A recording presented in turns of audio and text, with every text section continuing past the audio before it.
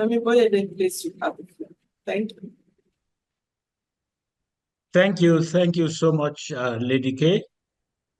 And on behalf of the world's best team, I welcome everybody here today. And usually in Nigeria, with the very favorable weather, Saturdays are for Owambes and I think Parapo meetings all over the place. So for you to step out of those not just comfort but enjoyment zones, it just shows how serious and committed you are. So I say welcome. For those who are joining this program for the first time, very coincidentally, June 2024 makes it exactly 2 years since we launched this global platform to talk about international trade and to highlight issues, challenges, trends, developments, where there are challenges to profile recommendations and try to educate, sensitize, all combined with the objective of making international trade easier, smoother, and more profitable to all practitioners. To the glory of God, He has blessed me with the world's best team, and I appreciate them. And just like Lady K said, there are some of you who have religiously stuck with this program and have attended everyone. Very soon we'll be launching an awards program where we actually recognize and give you virtual gold medals. So on that note, I believe that we are good to start.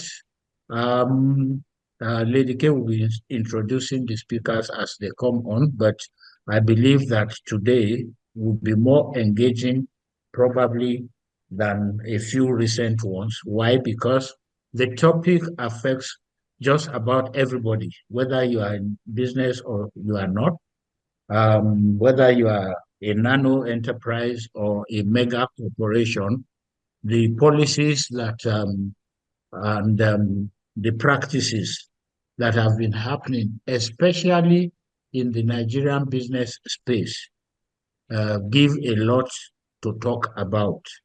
And just like you can see, we are live streaming, and those who are not even on the webinar because they are not on Zoom will join.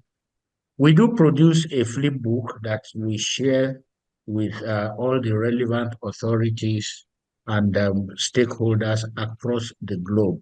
So whatever comments you are making, please make them constructive. And even when you are lamenting about a particular difficulty, I will encourage you to please make a suggestion as to how this can be resolved. On this note, I will say once again, welcome everybody and do have a great time today.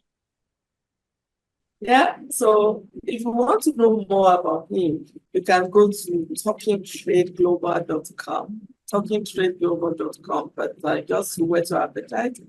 Which she's the $1 for it's a legal service, isn't it? Cora and founder, Monster Red. Please, you have to pronounce it. I don't know if I got it pronounced. How do you pronounce that? Actually, mustard, just like the mustard seed. Mustard. Oh, okay, that's very good. So he has a diverse professional background, has been leading legal services at Cora since January 2023. So Femi Boyede, you have the floor. Thank you very much. And I'm just going to try to bring up, I hope everybody will be able to see my screen.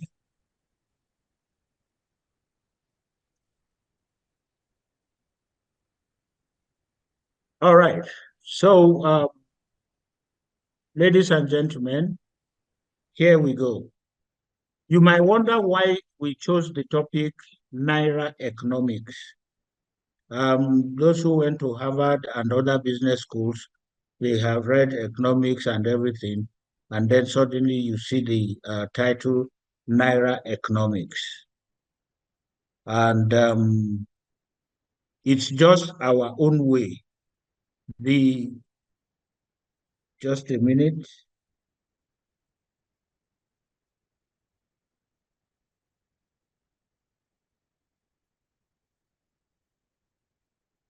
So Naira economics is our own coinage. We coined that as we aimed to explore Nigeria's unique economic dynamics, highlighting how local policies and realities often diverge from globally established economic theories and influencing everything from the cashless initiatives to daily business operations. For emphasis, the unique economic behaviors and policies in Nigeria that sometimes contradict globally studied and established economic theories form the fulcrum for the choice of today's theme. And as an illustration, a lot of uh, consumers in Nigeria have recently been complaining about using Naira to buy Naira, even in Nigeria. And then you wonder, how does this tally with any economic theory anywhere? Most advanced countries had gone cashless even before we pronounced the concept of cashless economy in Nigeria. And when it says cashless, it only means that you are encouraged to walk to or drive to an ATM machine, insert your card, and withdraw just the minimal cash that you need at that time. For groceries and even bigger purchases, you go into a grocery store or a supermarket, and after you've picked the things you want to buy, you walk up to the teller, you give them your card, they insert it into the machine, POS machine, and then you pay the exact total of your goods. Today, in the guise of cashless economy, a Nigerian goes to the filling station and then his tank is filled up. He wants to pay. The station manager walks up to him and says, sorry, our POS is not working, but there is this man or woman here. You can take your money from them. So imagine you bought fuel for 30,000, 40,000 Naira, and then you are compelled to buy 40,000 Naira from that person who is standing right there in the filling station. They charge you like 800 Naira or 1,000 Naira, give you 40,000, you hand over to the station attendant, and then you move on. Technically, you have just bought Naira with Naira. The other one that looks like people are not even conscious of it, the money you just withdrew from the POS machine is actually your money deposited in a bank. And for using that POS machine, the bank still charges you because you have conducted a transaction. So your account is debited by the bank, not to the face value of what you purchased, but a service charge is placed on what you withdrew from the POS operator, to whom you have paid an extra 1,000 Naira. To us at Talking Trade and Investment Global, this looks like this can only happen under Naira economics. So like I said, is part of the reason why we chose this theme, so that practitioners and players in the marketplace here can actually talk about this. And please, as we talk about it, while we share our experiences, our difficulties and challenges, we will encourage that you come up with what solutions we can take to government and the policy makers to see, first and foremost, to understand how this is affecting the business environment and the average consumer. Lest I forget, about a few days ago, I went to Giri. Giri is a little village around Abuja to buy yam. And exactly the scenario I painted just now at the filling station is what occurred. So in about 10, maybe a stretch of 12 batches, some selling yam, some Irish potato, some beans, some pepper and what have you, one person is smart enough to have obtained a POS machine.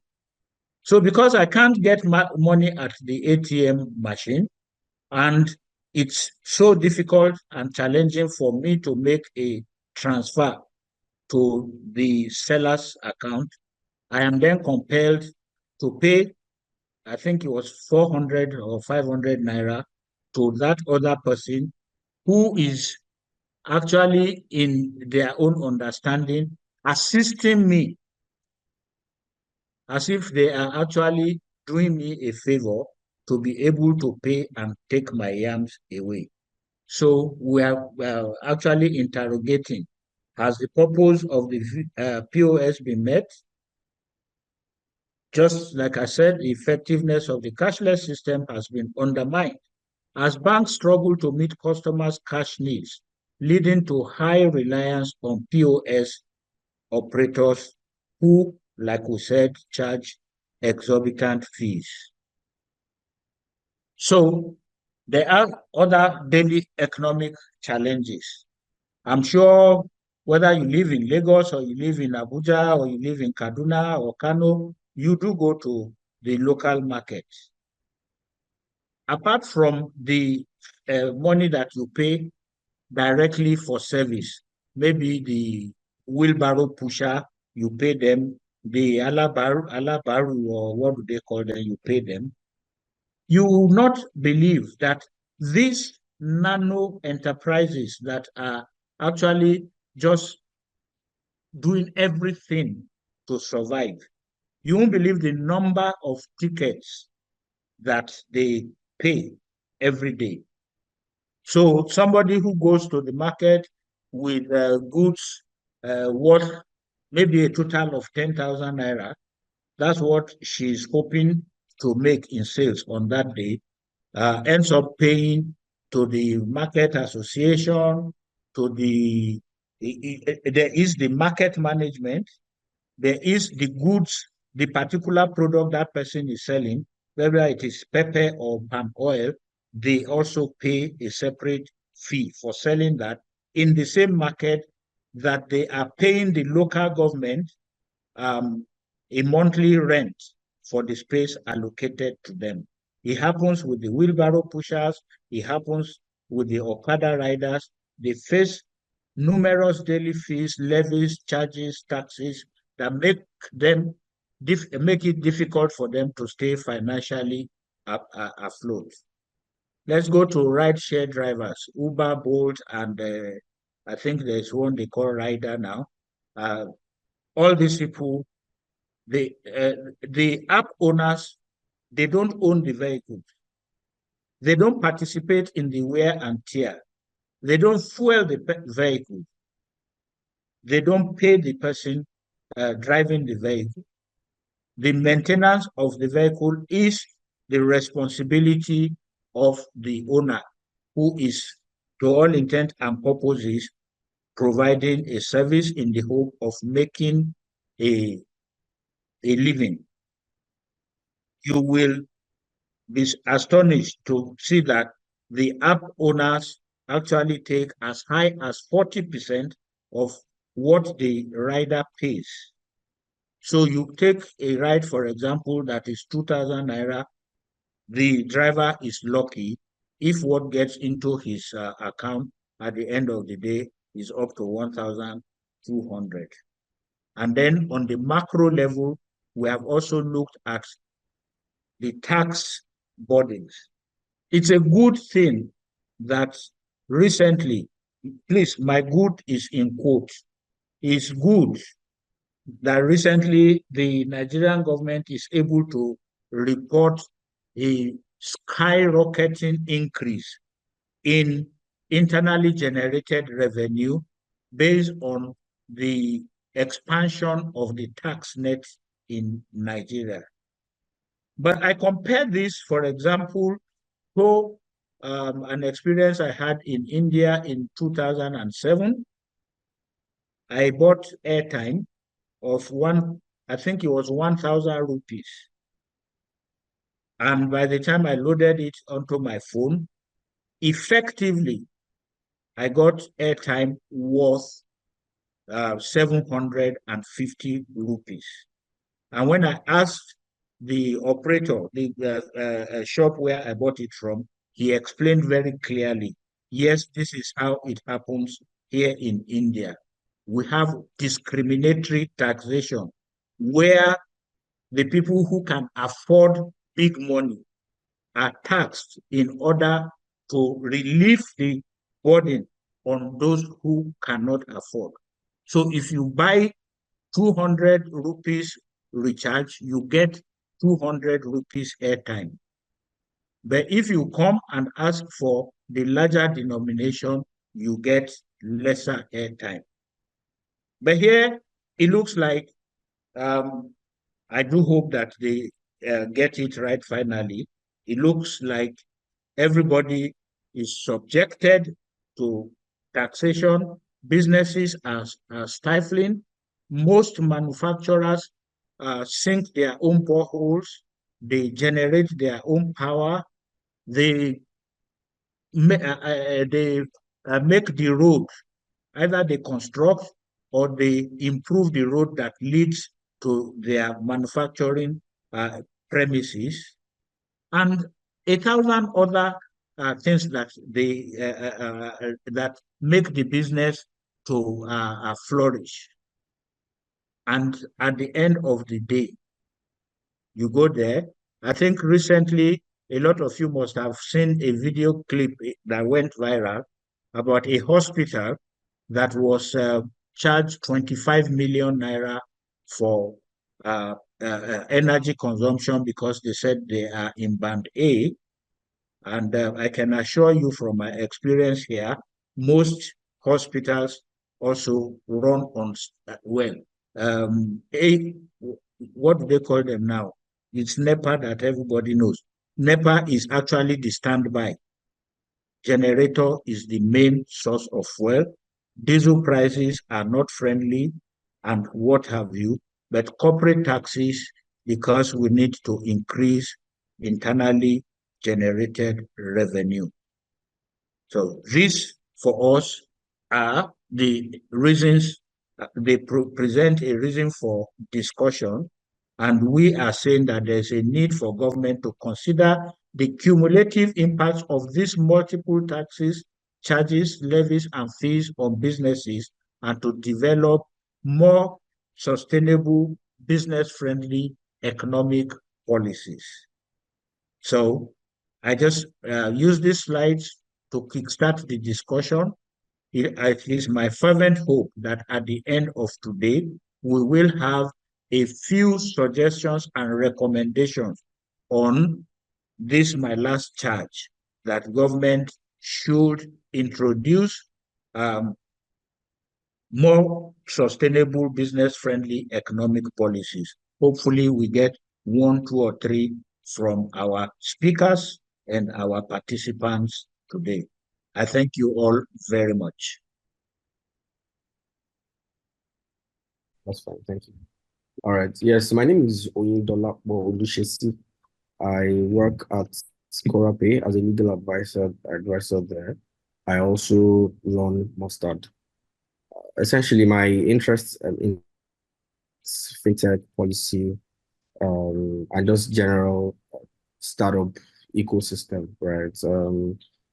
But most especially examining payment regulations, policies, data protection and privacy regulations, legislations across different parts of Africa, right? And I've done a bit of work in that space as well. Thank you so much for having me this evening.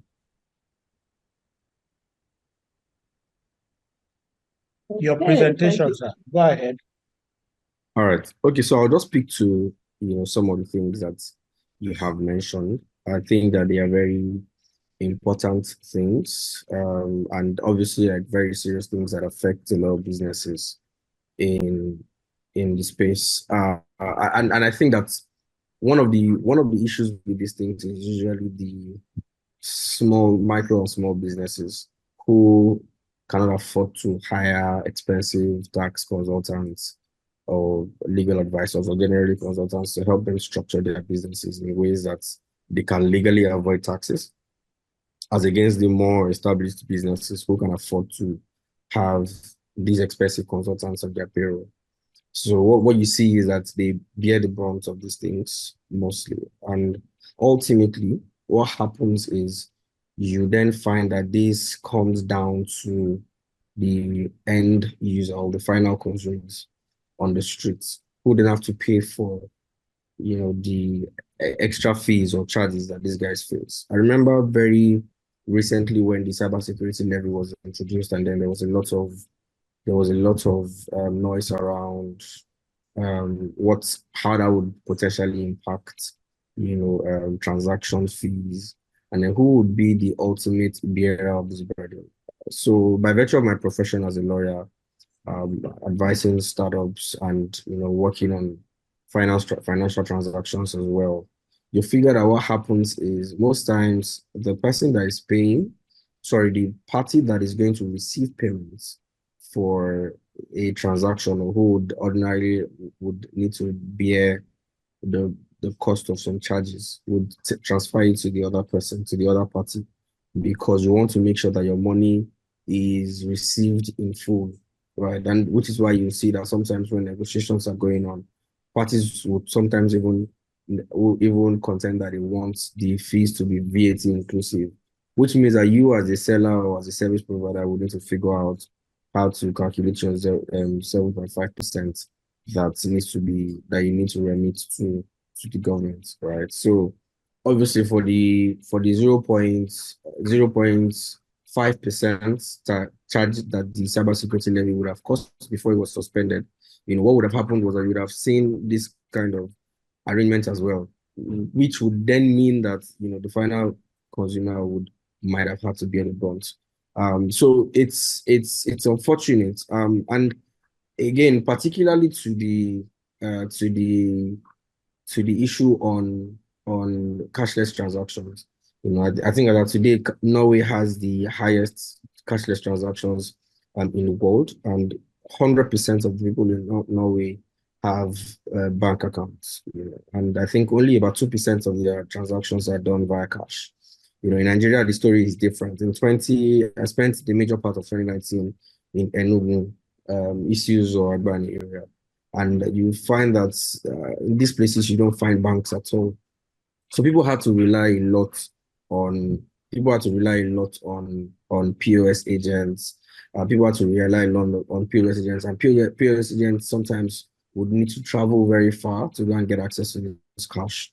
And very recently, I was just observing, because one of the things that I do as an industry enthusiast as well is to just look at some of these things and see how they affect the common man at the end of the day.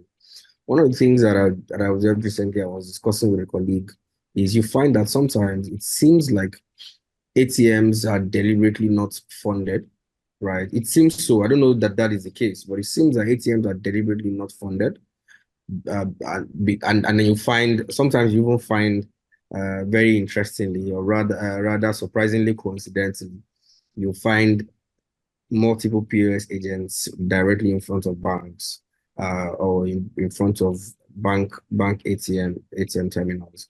And then when you go to the ATM terminals, the ATMs don't have cash in them, right?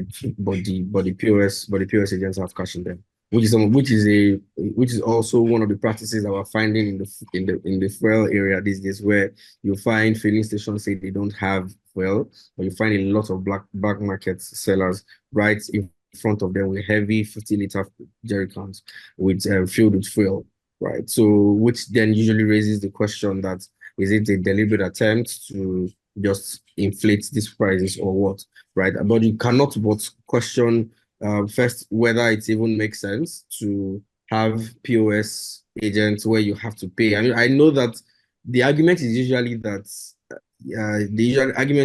that these people had to go and look for it. So what you're doing is you're paying them for their service and not necessarily that you're buying the cash.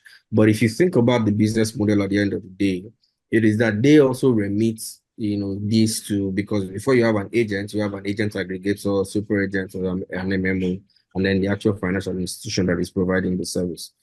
So and then they remit this money back to the guys who then settle them at the end of the day. So it is not a paying you for your service, it's actually payment to get access to the cash. There's also the arguments that they without them, you will have to travel far to go to the bank. Sometimes you have to take a cab or something to pay for cab to go to the bank to go and withdraw the cash. And very simple response to that is just to make ATMs available, right? There is actually a CBN regulation that says that your ATM should not be out of cash for a particular period of time. And I think the timeline is about 48 hours or thereabout. But what you find is that you go to some ATM points and they don't have cash for days, weeks, sometimes even months. And then you see that poses a significant challenge to our quest for cashless transaction. Just yesterday, I was almost embarrassed when I went to the filling station and I wanted to buy fuel. I'd forgotten my ATM card in the car. So sorry, I've forgotten my ATM card in the house. So I got to the filling station and I said, okay, I have my phone here. So let me I never carry cash, by the way. And I know that I have to suffer for it most of the times, but that is why I have multiple cards and my phone. So at least as failover plans. But yesterday, I won't mention the name of the banks, but like 3 different banks were not working. The transfer points were not working, like 3 of them. And I also tried the card. I also tried to use my card, but guess what? The POS terminal wasn't working. So even if I had my card, I couldn't use the card because the POS terminal wasn't working. But then I needed to use my bank my bank app, and then that wasn't working as well. So these are some of the challenges at the infrastructure level. There's a lot of challenges that still needs to be dealt with. I acknowledge that the CBN is doing a lot of work in that respect, but at the end of the day, people suffer for this. And there's a dark side to the proliferation of POS agents that we also need to look at, which is that sometimes bad actors use these guys. So I've had people who, I think my father as well has had this experience where because he's not exactly a literate man. So he thought the guy was trying to help him because the card wasn't working. So he said, oh, okay, thank you. Please let me check. The guy said he could help me check it. So let me check it. And then the guy swaps the card, right? And then cuts away with the card. By the time he realized, he looked for him, he couldn't find him. All he was just getting was debit alerts. But because these debit alerts were happening at a POS agent point, there was no way the camera that would have picked the person if the person had used an ATM was not available. So that was obviously like a security consideration as well. And then you also have, sometimes you hear stories about some bad law enforcement agents, some bad some fraudsters, scammers using these terminals as well, because the security that an ATM point would provide is also eroded with using this. But that is on the security end. On the actual transaction bit, it is the final consumer, the last mile that eventually suffers for this. And obviously something needs to be done, especially on the infrastructure level. Thank you. Thank you so much. We appreciate your contributions. I can see some Yes. questions here. I don't know if they're directed at me. Some questions in the chat. The questions are directed at both of you. Okay. All right. Okay. And yourself. but you are free to go ahead and answer the ones that you are able to answer. Okay, I'll just pick the last one because I think that is particularly important. So, which is why I said that I recognize that the CBN is trying to regulate this, and you'll see that during the course of the year, CBN has been doing quite a number of things to regulate several sectors. But I think that the most important thing that needs to be done first is to, first of all, mandate, enforce, the regulation that is already available, that banks must have their ATMs funded. Now, there is a challenge to this, which I imagine is why banks also consider it a huge risk, which is that sometimes remote areas, right, do not have as much security as you would find in urban areas. So if you go there, and then you load cash, you sometimes have instances of people breaking into the ATM terminals to steal the money, right? But again, things can be done to fortify the process, right? Maybe have a security officer there, maybe use local people to protect the place and things like that. But that needs to be enforced, right? That if you have an ATM terminal somewhere, within X period of time, it must be funded, right? And then, of course, the one where you then peg what the commission is going to be at is also very important, because some places you find that some people are telling you that 100 naira for 3,000, 200 naira for 5,000, and then it just goes on and on and on and on. That, and it defeats the purpose at the end of the day. So yes, that's what I think. I think that first of all, the CBN needs to enforce the existing regulation that banks must have their ATMs funded, and maybe even go a step further and say that in X geographical area, across X kilometer or miles or something like that, you must have an ATM if you are functional in that environment. So that would also help, and then make sure it's funded. That would also help to ensure that there is more cash available without having to go to ATMs and POS. Thank you. Yeah, thank you so much, Mr. Olushesi. I entirely agree with the suggestions that you have brought up. I just wanted to also add, um, of course, how has the Naira economics affected you in the context of the work that you do? I think it will be that particular question will be very, very good for our participants today, because we have them playing in diverse fields. It will be very interesting to hear how Naira economics is affecting each and every one of them. I'm also thinking, in addition to the suggestions that Mr. Olushesi has brought up, I'm also thinking the same way that the Central Bank of Nigeria enforces minimum deposits for you to remain as a bank. Probably it is time for government to introduce sanctions. Kind of the Banking Supervision Department of the Central Bank of Nigeria probably needs to begin to develop a basket of sanctions. For one, apps downtime, they call it, right? Because most of the time, leaving POS out of it, most of the time you try to do a transfer on your bank app. If they need to have 250 billion minimum deposit to continue to function as a bank, then they also need to have a minimum standard in their IT infrastructure, such that what do we call it? Cashless transactions are made possible, and without the headache that the Nigerian service consumer is currently facing. I think that this will be a great way, first, to improve national infrastructure, and then the banks also being enforced to strengthen their IT, is it infrastructure backbone, they call it now. Just my view. Yes, thank you, sir. These banks are deliberately leaving their ATMs in a state of dysfunction. Right. Allegedly, because the staff have POS machines they make cash available for this POS merchant, that is their staff members, right? Yeah. Do you think this is the case?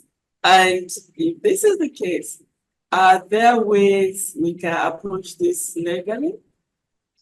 Yes. So I'm going to speak to what I know within my very, very, very limited knowledge. So I think that is very important to state.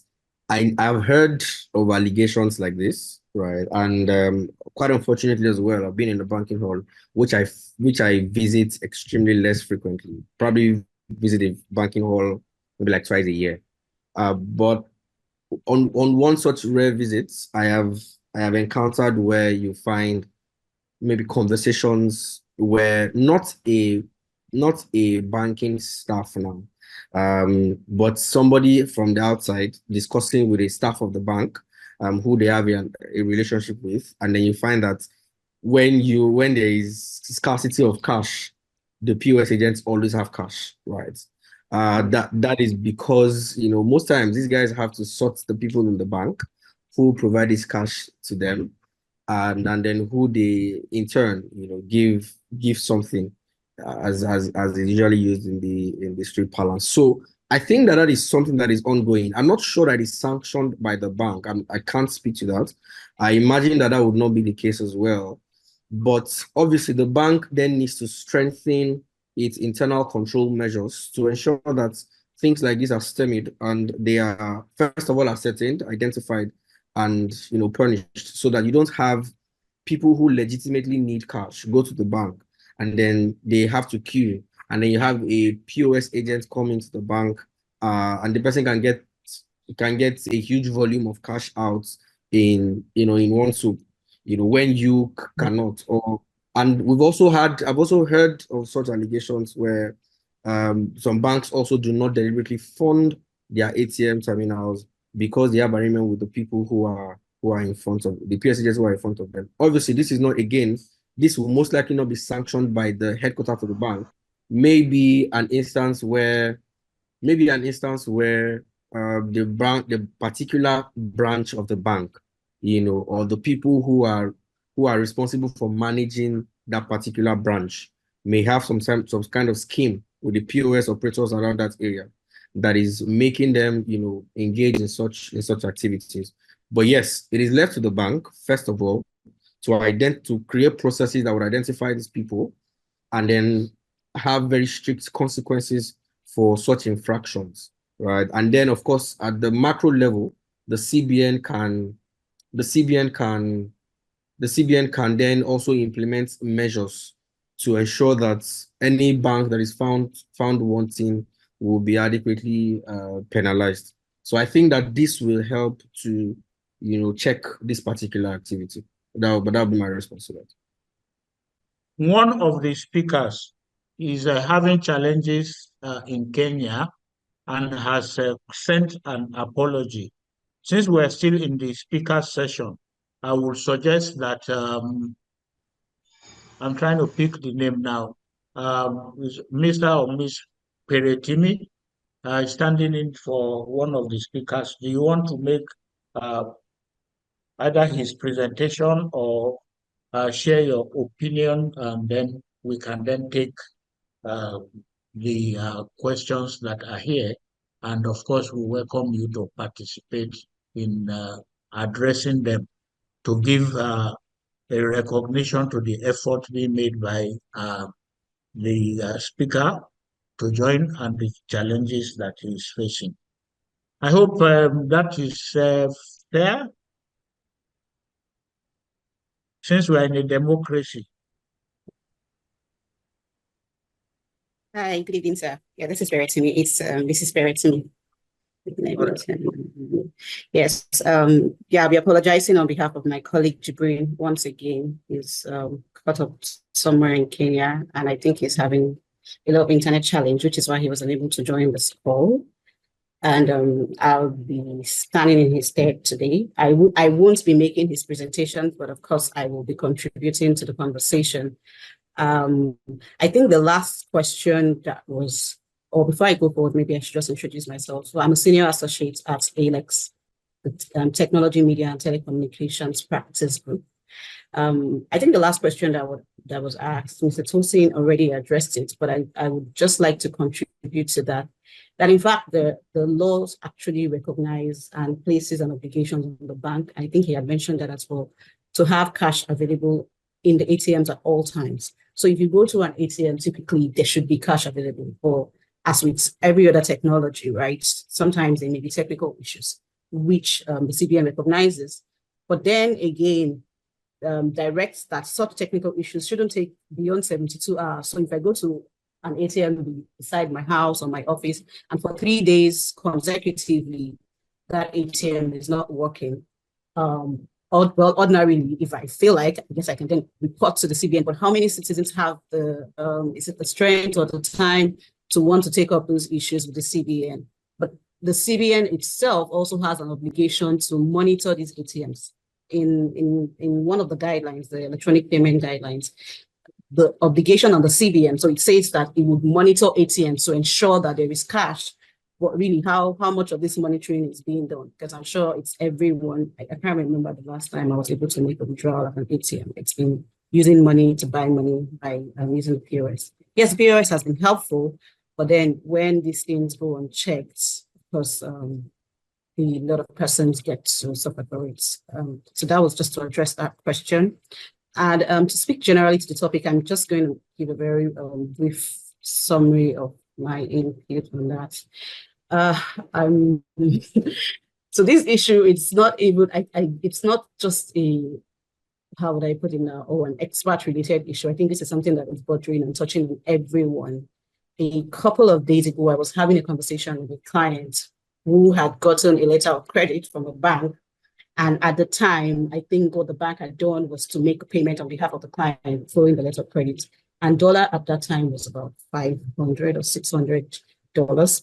And the client is supposed to pay back that loan at that rate.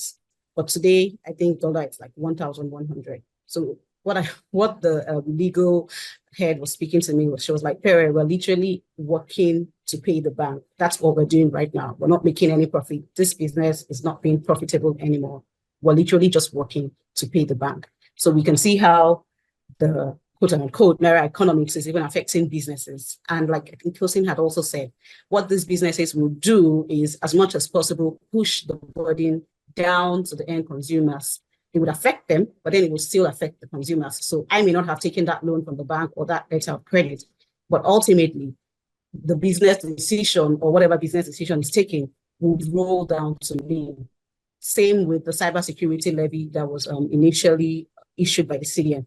I think the view we had taken was that cybersecurity levy was supposed to be for specific businesses and not every Nigerian, right? But even if that was the case, let's assume that the CBN or the federal government has ceded and said, okay, the cybersecurity levy is not for every Nigerian, it's for telecommunication companies, which is one of the companies that is listed under the Cybersecurity Act. What would just happen effectively when the telecommunication companies have to pay that kind of levy?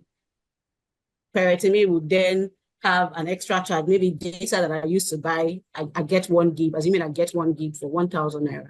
I may not get 1 gig for 1,000 Naira anymore. The value of the data that I will get will then be reduced. Effectively, they'll have to push that burden down to the end, to the consumers. And there's only so much, yes, I know that sometimes the regulators can say you can't push this burden, but in other ways, they would always find ways to remain in business. So if they don't push the burden down to the end consumers, then they either pack up. And we're seeing a number of businesses folding up, even shortly after getting very significant investments, because they can't keep up. It's like there is Naira devaluation. I've put money in this system. I'm not able to recoup the money I've put in the system, or I'm being taxed and levied beyond what I can afford, and there are additional levies up and up. I think there was even the expatriates employment levy that was supposed to be implemented, and that was also suspended. So we see these levies coming up, and then I guess where there is a pushback, then the government tries to retract. But typically what we would expect is you would have done an assessment, a due diligence internally before even putting out some of these policies as against, oh, let's put one leg out. Let's see how they take it. And if they don't take it very well, we take it back. If they If they push back a bit or don't push back, they will let it ride. But it's very clear that the current situation is affecting everyone, businesses, individuals, in one way or the other. We're all very significantly affected with the current Naira situation in Nigeria. So that's just my little contribution to this. And I'm happy to, of course, contribute as we go ahead. Thank you very much, sir.